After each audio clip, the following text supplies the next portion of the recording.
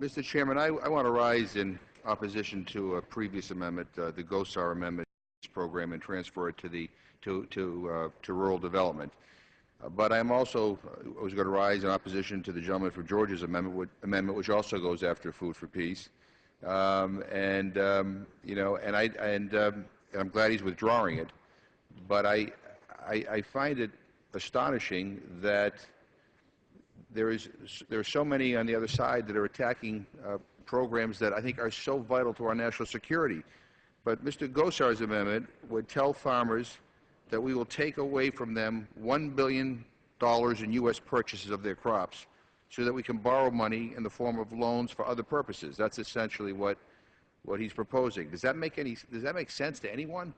So we tell U.S. farmers who have been selling wheat, rice, soybeans, vegetable oil, beans, peas, lentils, and other commodities to the U.S. government that this market is closed to them.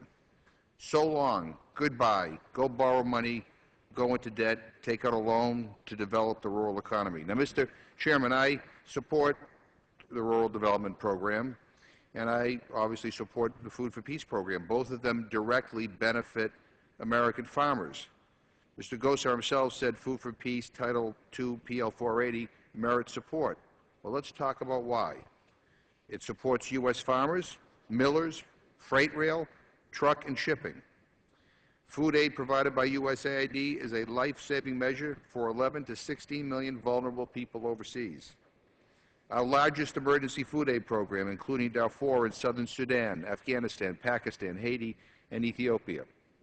U.S. food aid not only helps people survive, it supports U.S. national security interests. It promotes stability and goodwill, especially in Libya, Afghanistan, and Pakistan. Our emergency and humanitarian food aid sends the clear message to desperate people in need that the American people care. The Gosar Amendment sends the opposite message, that the American people don't care at all. Go ahead and starve. We need to support Food for Peace. We need to oppose that amendment, but we also need to oppose amendments that gut essential food and nutrition programs for poor people, not only here in the United States, but around the world. You know, this notion that somehow that when we support programs like Food for Peace, that it's just helping a bunch of foreigners overseas is just wrong-headed.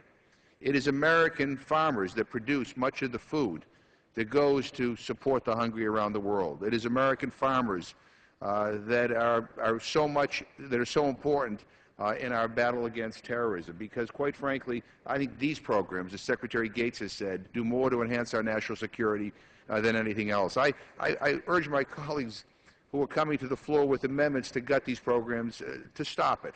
Enough. These are essential programs. They help people who are helpless overseas, but they also support our economy here in the United States and help our U.S. farmers. With that, I yield back.